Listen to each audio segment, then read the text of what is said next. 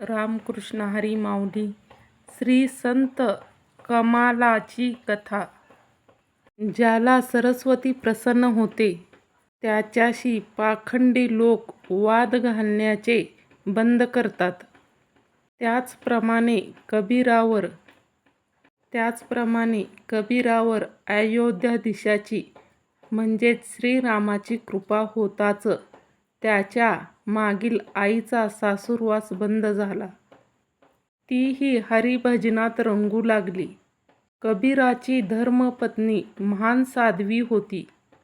मेघ आणि चपला किंवा दीप आणि प्रकाशज्योती. त्याचप्रमाणे कबीर आणि त्याची पत्नी त्याचे चैतन्यक होते. संसार करीत असता कबीरदास ज्या प्रकारे सुख दुःख समसमान मानी, त्याचप्रमाणे त्यांच्या कांतेचाही निर्धार तसाच असे. याच पुण्यवान जोडप्याच्या पोटी कमाल या नावाच्या पुत्राचा जन्म झाला. आईबापाच्या सान्निध्याचा संततीवर बराच परिणाम घडतो. या तत्त्वास अनुसरून कमालही बापाप्रमाणे सारखा भजन करू लागला. तो उपजतच वैराग्यशील असलेला बालक आपल्या वयाच्या 7व्याच वर्षी महान भगवतभक्त बनला. वस्त्रे, भूषणे, उत्तम अन्न यातून कमालास काही रुचेना झाले. रामभजना वाचून त्याला काही नकोशे वाटू लागले. 7व्या वर्षी त्या कमालाने कबीराजवळ द्वारकेस जाण्याची परवानगी मागितली. चंद्रमंडळ पाहून जसे सागरास भरते येते, त्याचप्रमाणे आपल्या पुत्राची तीर्थाटनास जाण्याची इच्छा पाहून कबीर उल्हासयुक्त झाला. गजाननाच्या तांडवाने खुश होणाऱ्या सदाशिवाप्रमाणे पुत्राच्या वैराग्याने आनंदित झालेल्या कबीराने कमालास यात्रा करण्याची परवानगी दिली. तीर्थयात्रा करीत करीत कमाल द्वारकेप्रत येऊन पोहोचला. गोमतीमध्ये स्नान करून त्याने आपले दोष निरसन केले. कपाळी चंदनाचे टिकले लावले. गळ्यामध्ये तुळशीभूषण धारण केले आणि द्वारकानाथाची मूर्ती ध्यानात आणून त्याने मानसपूजा केली. त्याला द्वारकाधीशाच्या दर्शनापासून परम आनंद वाटला. रणछोडजीची मूर्ती पाहताच त्याला आपली यात्रा सफल झाले असे वाटले. महाभक्त कमाल टिळा टोपी करून गळ्यामध्ये तुळशीच्या माळा घालून यात्रा करणारे पूषक संत दृष्टीस पडतात. पण त्यांना कमालाप्रमाणे मान मिळत नाही. त्यांच्या यात्रा सफल न होता उलट त्यांची चेष्टाच होते. याचे कारण त्यांच्या अंतःकरणात कमालाप्रमाणे अनुताप वास्तव करीत नाही. पदरात द्रव्य नसताना बाजार करण्यास जाणे, गायत्री मंत्र प्राप्ती नसताना ब्राह्मण म्हणविणे, भूतदये वाचून नुसत्या ज्ञानाच्या बाता सांगणे या गोष्टी जशा व्यर्थ आहेत, त्याचप्रमाणे अनुपमा वाचून केलेले तीर्थस्नान, तीर्थयात्रा वगैरे गोष्टी तुच्छ कामाच्या नाहीत. कामक्रोधादी धुरंधर दोष नुसत्या स्नानाने, कफनीन, खडावानी टिळाने कधीही नाहीसे व्हायचे नाहीत. शुद्धता प्राप्त होण्याकरिता अंगामध्ये अनुताप भिनून जावा लागतो.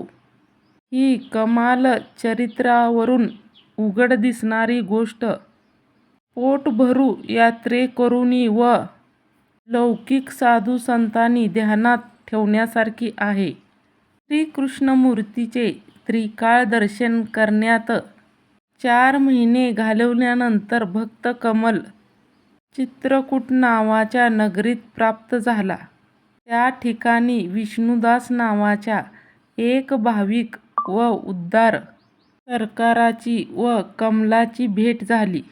विष्णुदासाने कमलास घरी नेऊन त्याचा सत्कार केला आणि रात्री त्यांच्याकडून आपल्या घरी कीर्तन केले. कमलाचे प्रेमयुक्त कीर्तन श्रवण करून सावकार आपल्या मित्रमंडळीसह फार आनंदी झाला. कीर्तनाबद्दल कमलास काय द्यावे याचा विचार करीत करीत त्या सावकाराने आपल्या संग्रहातील एक दीप्तिमान हिरा कमलापुढे बिदागी म्हणून आणून ठेवला. कमलाने तो हिरा घेण्याचे नाकारले. सावकाराने त्याला तो स्वीकारण्याविषयी फार आग्रह केला. सावकार आपला हट्ट सोडित नाही पाहून त्या हरिभक्त पारायण कमाल कीर्तनकाराने सावकारास सांगितले, हा हिरा घेण्याकरिता आपण मला व्यर्थ का आग्रह करता? द्रव्य भिक्षुक ब्राह्मणाला द्यावे. रत्ने हिरे हे नृपवरांना नजर करावीत. अन्नदान भूतमात्रास द्यावे. कोल्हाटी भुज नट नांगर यांना अंगावरील वस्त्र द्यावीत. अनुष्ठान करणाऱ्याला शिधासाहित्य पुरवावे.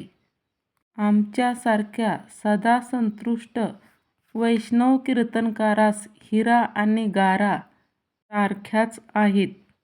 क्षुधिताला पक्वान्ने वाढली तरच त्यांच्या उपयोगी झाल्यास होईल.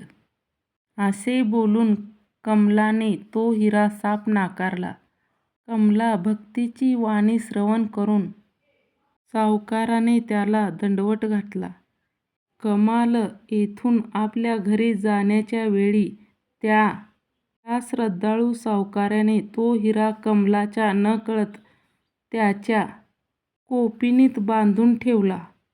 कमाल आनंदात परत आल्यावर त्याला ते गुप्तदान समजले. त्याने लगेचच तो हिरा कबीरापुढे ठेवला. त्या कीर्तन द्रव्याचे दर्शन होताच कबीर व्याकुळ झाला. पतीची ती अनुतापी वृत्ती पाहून त्याच्या कांताने त्याला त्याचे कारण विचारले. कबीराने कमलाकडे पाठ करून बायकोला सांगितले, आज या कमलाने आपला वंश बुडवला. कमला आपला पुत्र आहे खरे, पण त्याने कस्तुरी देऊन राख आणली आहे. विष्णू उपासनेचा त्याग करून त्याने वेताळ प्रसन्न करून घेतला आहे.